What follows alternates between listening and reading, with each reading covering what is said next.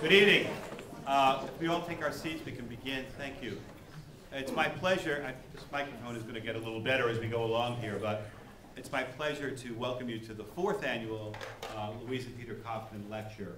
We've had some wonderful speakers in the past. Some of you have been in the audience for some of those. Some of you are new to this event.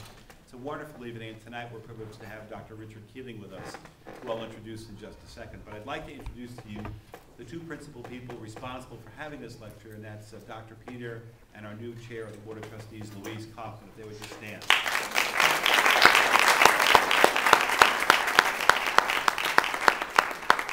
We also have some trustees with us in the audience, and I think I have them all here. And of course, Louise, I just mentioned. We have Richard Herberger from the class of 1966. Richard. Loretta Diamond from the class of 1994. A little license we take with some of these folks. We have two new trustees with us, Nancy Kaufman, right here from Palo Alto, California. We have Peter Knudsen, class of 75 from Austin, Texas.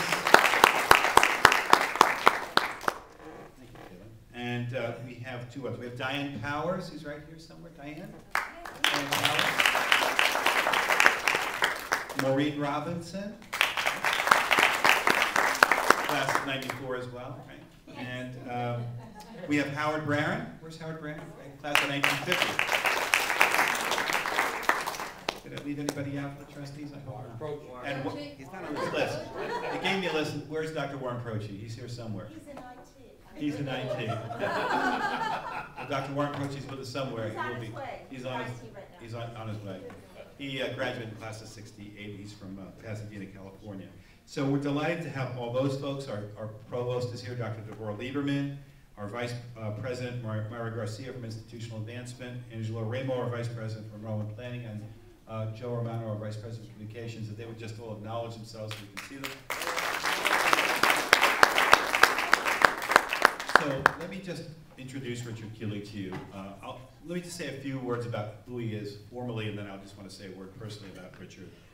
Richard is an MD, and he's the Chief Executive Officer of Keeling and Associates, which is a wonderful consulting firm that consults with institutions of higher education and other not-for-profits that deals with issues of strategic planning, mission, and best practices and the like. And I'll say a bit more about that in just a second. He's also the Senior Fellow for the National Center for Science and Civic Engagement, and for the Center's signature program, CENSOR, which I believe we are a member. He's been president of the American Collegiate Health Association, the Foundation for Health and Higher Education, the Society for the Scientific Study of Sexuality, and the International Society for AIDS Education. He's the co-editor of the International Journal of Science and Civic Engagement.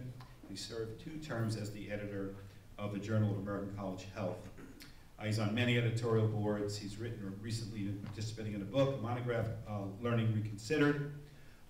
He's done so many wonderful things with institutions of higher education. I came to meet Richard about a year ago, I think it was, at a wonderful symposium set up for college presidents from across the country who were selected, I think 45 of us or so, who were parts of institutions that were doing transformative things in higher education, and Wagner was privileged to be included in this group. And Richard was one of the major presenters, and others who were working with Keeling Associates in addressing issues of learning and student health and student profile and institutional transformation, how students learn, how they learn best, how learning occurs in our brains. And I was so impressed with the depth and quality of the presentation. I thought that we would all benefit from hearing parts of that and a version of it tonight.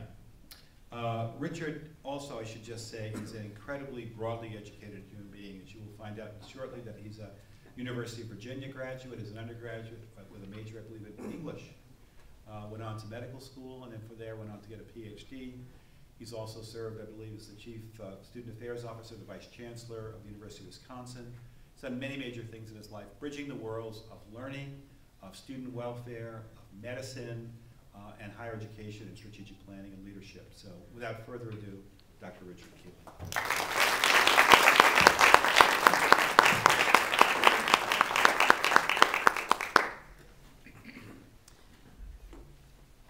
Good evening. And I'm going to do as my colleague did and hold this a little closer.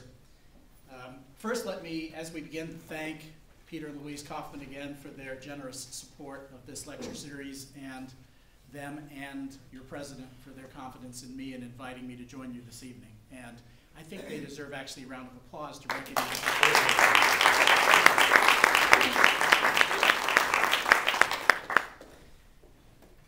Our topic this evening is higher education, and that's the part of the presentation that is referred to in the second half of the title following the colon.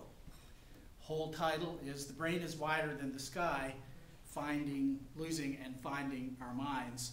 The part that's about higher education and learning in college is the losing and finding our minds part. But it turns out that in order to talk about higher education and college and students and how they learn, you have to talk about losing and finding your mind. And in order to talk about that, you have to talk about your brain. And believe it or not, in order to talk about your brain, it turns out you have to talk about Emily Dickinson, an American poet who wrote the lines, "The brain is wider than the sky." So the title this evening, "The Brain is Wider Than the Sky, Losing and Finding Our Minds," is about what we've learned about learning and how that applies to learning in college, and specifically how it applies to how we all, as people who share this learning environment, do everything we can do to help each other learn. So we're going to look at some slides as we talk about all of that this evening, and we're going to start with the first of these, which is, in fact, Emily Dickinson. Darken the lights. Oh, sorry. Right. Did I miss one? That's good. Better? Great. Okay. So you're looking at the poem. This is the poem. Emily, if you know anything about Emily Dickinson's poetry, it all was written in a room, which you see at the bottom of the slide, in Amherst, Massachusetts, in her family's home. And Emily Dickinson, for all of the worldliness of some of her poems, rarely left either the room or the house, and spent most of her time in a reclusive life known as the Belle of Amherst.